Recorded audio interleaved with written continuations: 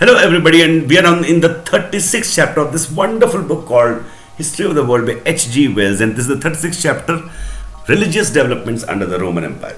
My name is V. Narendra Kumar, and we are from NRK Academy, and this is part of our series of putting out into clear, wonderful understanding of the great books, more than 100. So, 36th chapter, Religious Developments Under the Roman Empire. The soul of man under that Latin and Greek empire of the first 2 centuries of the Christian era was a worried and frustrated soul. Compulsion and cruelty reigned. There were pride and display, but little honor, little serenity or steadfast happiness. The unfortunate were despised and wretched. The fortunate were insecure and feverishly eager for gratifications. In a great number of cities, life centered on the red excitement of the arena, where men and beasts fought and were tormented and slain, killed. Amphitheatres are the most characteristic of Roman ruins. Life went on in that key. The uneasiness of men's hearts manifested itself in profound religious unrest. From the days when the Aryan hordes first broke in upon the ancient civilizations, it was inevitable that the old gods of the temples and priesthoods should suffer great adaptations or disappear. In the course of hundreds of generations, the agricultural peoples of the brunette civilizations had shaped their lives and thoughts to temple-centered life. Observances and the fear of disturbed routines, sacrifices and mysteries dominated their minds. Their gods seem monstrous and illogical to our modern minds because we belong to an Aryanized world. But to these older peoples, these deities had the immediate conviction and vividness of things seen in an intense dream. The conquest of one city-state by another in Sumeria or early Egypt meant a change or a renaming of gods or goddesses, but left the shape and spirit of the worship intact. There was no change in its general character. The figures in the dream changed, but the dream went on. And it was the same sort of dream. And the early Semitic conquerors were sufficiently akin in spirit to the Sumerians to take over the religion of the Mesopotamian civilization they subjugated without any profound alteration. Egypt was never indeed subjugated to the extent of a religious revolution. Under the Ptolemies and under the Caesars, her temples and altars and priesthoods remained essentially Egyptian. So long as conquest went on between people of similar social and religious habits, it was possible to get over the clash between the god of this temple and region and the god of that by a process of grouping or assimilation. If the two gods were alike in character, they were identified. It was really the same God under another name, said the priests and the people. This fusion of gods is called theocracia, and the age of the great conquest of the 1,000 years BC was an age of theocracia. Over wide areas, the local gods were displaced by, or rather they were swallowed up in, a general god. So that when at last Hebrew prophets in Babylon proclaimed one God of righteousness in all the earth, men's minds were fully prepared for that idea.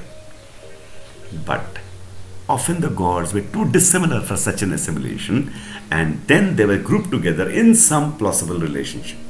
A female god in the Aegean world before the coming of the Greek was much addicted to mother gods, would be married to a male god, and an animal god or a star god would be humanized, and the animal or astronomical aspect, the serpent or the sun or the star, made into an ornament or a symbol, or the god of a defeated people would become a malignant antagonist to the brighter gods. The history of theology is full of such adaptations, compromises, and rationalizations of one's local gods. As Egypt developed from city-states into one united kingdom, there was much of this theocracia. The chief god, so to speak, was Osiris, a sacrificial harvest god of whom Pharaoh was supposed to be the earthly incarnation. Osiris was represented as repeatedly dying and rising again. He was not only the seed and the harvest, but also by a natural extension of thought, the means of human immortality. Among his symbols was the wide-winged scarabaeus beetle which buries its eggs to rise again, and also the effulgent sun which sets to rise. Later on, he was to be identified with Apis, the sacred bull. Associated with him was the goddess Isis. Isis was also Hathor, a cow goddess, and the crescent moon and the star of the sea. Osiris dies, and she bears a child, Horus, who is also a hawk god, and the dawn, and who grows to become Osiris again. The effigies of Isis represent her as bearing the infant Horus in her arms and standing on the crescent moon. These are not logical relationships, but they were devised by the human mind before the development of hard and systematic thinking, and they have a dreamlike coherence. All this gods which we still have today. Beneath this triple group, there are other and darker Egyptian gods, bad gods, the dog-headed Anubis, Black Knight, and the like, devourers, tempters, enemies of God and man. Every religious system does, in the course of time, fit itself to the shape of the human soul. And there can be no doubt that out of these illogical and even uncouth, ugly symbols, Egyptian people were able to fashion for themselves ways of genuine devotion and consolation. Genuine. The desire for immortality was very strong in the Egyptian mind, and the religious life of Egypt turned on that desire. The Egyptian religion was an immortality religion, as no other religion had ever been. As Egypt went down under foreign conquerors and the Egyptian gods ceased to have any satisfactory political significance, this craving for a life of compensations hereafter intensified. After the Greek conquest, the new city of Alexandria became the center of Egyptian religious life, and indeed of the religious life of the whole Hellenic world. A great temple, the Serapeum, was set up by Ptolemy I, at which a sort of trinity of gods was worshipped. These were Serapis, who was Osiris, Apis, rechristened, Isis, and Horus. These were not regarded as separate gods, but as three aspects of one god, and Serapis was identified with the Greek Zeus, the Roman Jupiter, and the Persian sun god. This worship spread wherever the Hellenic influence extended, even into North India and Western China. The idea of immortality and immortality of compensations and consolation was eagerly received by a world in which the common life was hopelessly wretched. Serapis was called the savior of souls. After death, said the hymns of that time, we are still in the care of his providence. Isis attracted many devotees. Her images stood in her temples as queen of heaven, bearing the infant Horus in her arms. Candles were burnt before her. Votive offerings were made to her. Shaven priests consecrated to celibacy waited on her altar. The rise of the Roman Empire opened the Western European world to this growing cult. The temples of Serapis, Isis, the chanting of the priests and the hope of immortal life followed the Roman standards to Scotland and Holland, but there were many rivals to the Serapis Isis religion. Prominent among these was Mithraism. This was a religion of Persian origin, and it centered upon some now forgotten mysteries about Mithra sacrificing a sacred and benevolent bull. Here we seem to have something more primordial than the complicated and sophisticated Serapis Isis beliefs. We are carried back directly to the blood sacrifices of the Heliolithic stage in human culture. The bull upon the Mithraic monuments always bleeds copiously, lot of it, from a wound in its side, and from this blood springs new life. The votary to Mithraism actually bathed in the blood of the sacrificial bull. At his initiation, he went beneath a scaffolding upon which a bull was killed so that the blood could actually run down on him. Both these religions, and the same is true of many other of the numerous parallel cults that sought the allegiance of the slaves and citizens under the earlier Roman emperors, are personal religions. They aim at personal salvation and personal immortality, living forever. The older religions were not personal like that. They were social. The older fashion of divinity was god or goddess of the city first or of the state and only secondarily of the individual.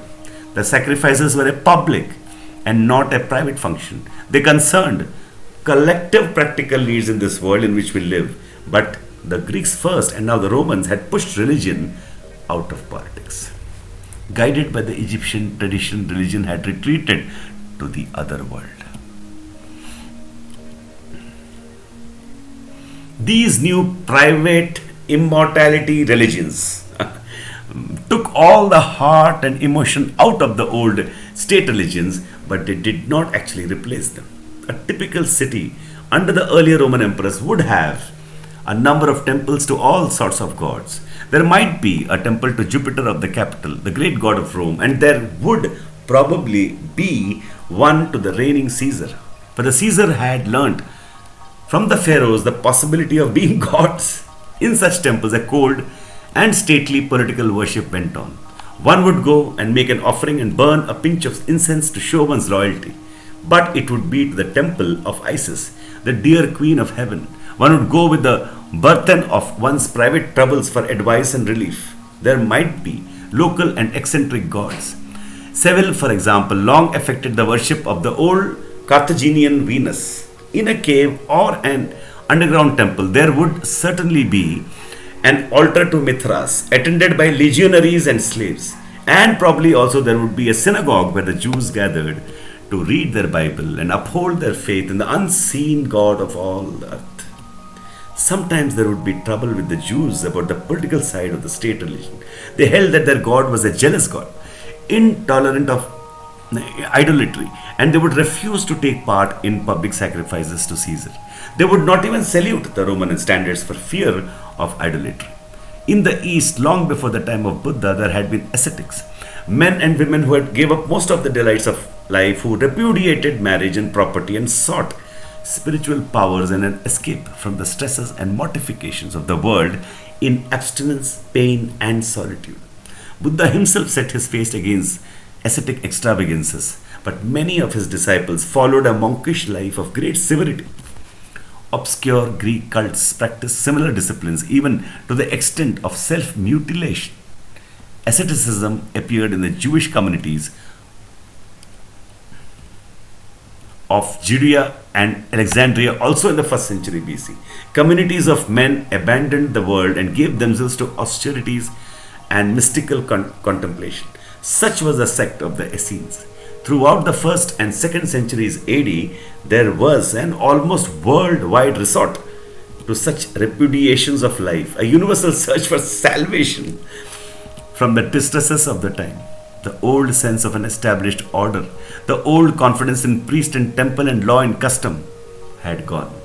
Amidst the prevailing slavery, cruelty, fear, anxiety, waste, display, and hectic self-indulgence went this epidemic of self-disgust and mental insecurity. This agonized search for peace, even at the price of renunciation and voluntary suffering.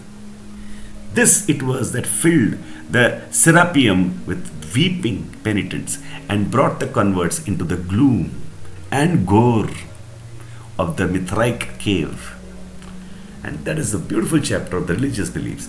In the next video, we'll see, 37th video, we'll see the teaching of Jesus. Thank you so much.